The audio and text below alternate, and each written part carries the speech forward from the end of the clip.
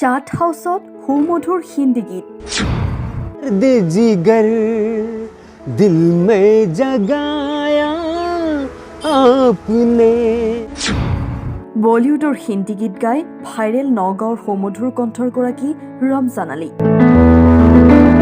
নগাঁও চহৰৰ ডিমৰুগুৰি চাট হাউচ ব্যৱসায়ী এইজন ৰমজান আলী। এখন সৰু দোকানেৰে পৰিয়াল পোহপাল দিয়া এইজন ৰমজানৰ কণ্ঠই এতিয়া মুগ্ধ কৰিছে বহুজনক। दे जिगर दिल में जगाया आपने पहले तो मैं शायर था आशिक बनाया आपने और इस दिल में क्या रखा है और इस दिल में क्या रखा है तेरा ही दर्द छुपा रखा है तेरा ही दर्द छुपा रखा है हम प्यार करने वाले दुनिया से न डरने वाले हम प्यार करने वाले दुनिया से न डरने वाले दुनिया से न डरने वाले यार जलने वालों को जलाएंगे प्यार में जिएंगे मर जाएंगे जो अदा किया वो निभाना पड़ेगा रोके जमाना चाहे रोके खुदाए तुमको आना पड़ेगा जो अदा किया वो निभाना पड़ेगा निभाना पड़ेगा। নিজৰ দোকানত কাম কৰি থকা অৱস্থাত বলিউডৰ জনপ্ৰিয় গীত গাই সামাজিক মাধ্যমসমূহত এতিয়া ভাইৰেল হৈ পৰিছে ৰমজান। নাই কোনো আনুষ্ঠানিক শিক্ষা, কিন্তু সৰুৰে পৰা বিভিন্ন গীত গুণগুণাই ভালপোৱা নগৰ ক্ষুদ্ৰ ব্যৱসায়ী ৰমজান আলীৰ চাট হাউচত এতিয়া বিয়লি হ'লে ভিৰ কৰে বহু গ্ৰাহকে। তেওঁৰ সুমধুৰ গীত শুনিবলৈ দোকানখনলৈ আহে বহু লোক।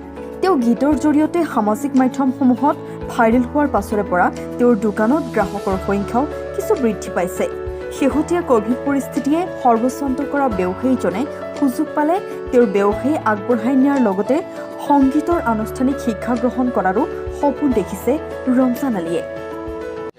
मैं मोहम्मद रफी साहब साबिर कुमार मोहम्मद আজিজ कुमार सानू उदित नारायण जुबिन दादा এইবিলাকৰ গান মই বহুত ভাল পাওঁ। আৰু আপুনি গানৰ আনুষ্ঠানিক শিক্ষা গ্ৰহণ কৰিছিল নে এনে গুণগুণাই থাকে এনেকৈ? মই আনুষ্ঠানিক নহয়, তাৰমানে মই ঘৰতে শিকা। আৰু আমি জানিব পৰা মতে যে আপুনি দোকানত কাম কৰি থকা অৱস্থাটো হয় আপুনি গান গুণগুণাই থাকে আৰু আপোনাৰ গ্ৰাহকসকলে সেই বস্তুটো ভাল পায়, গতিকে গ্ৰাহকৰ ভিৰ হয়। হয় হয় কেনেকুৱা এই কথাটো? মই মানে ধৰি লওক গান গাওঁ, এই কাম কৰি থকা অৱস্থাত অলপ গুণগুণাই থাকোঁ আৰু গুণগুণাই থাকোঁতে হয়তো কাষ্টমাৰে 2-4জন কাষ্টমাৰে মোক ভাল পায়। মই আপোনালোকক প্ৰথমতে আপোনালোকৰ চেনেলক ধন্যবাদ জ্ঞাপন কৰিছোঁ। আৰু তেখেতৰ গান মোৰ ছ'চিয়েল মিডিয়াত পাই মই ৰ'ব পৰা নাই। মই বৰকলা গাঁৱৰ পৰা আহি ইয়াত উপস্থিত হৈ তেখেতৰ এখন গামোচা আদৰণি জনালোঁ।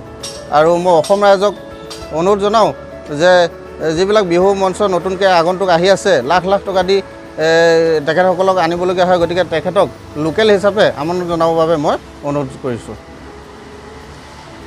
আমি আহোঁ মাজে সময়ে তেখেতৰ দোকানত চাহ খাবলৈ, মানে চাহৰো সোৱাদ লওঁ আৰু তেখেতৰ মানে গানৰ মানে যি মানে গুণগুণাই থাকে তাৰো অকণমান মজা লওঁ আৰু বহুত ভাল লাগে গান গাই পেলাই।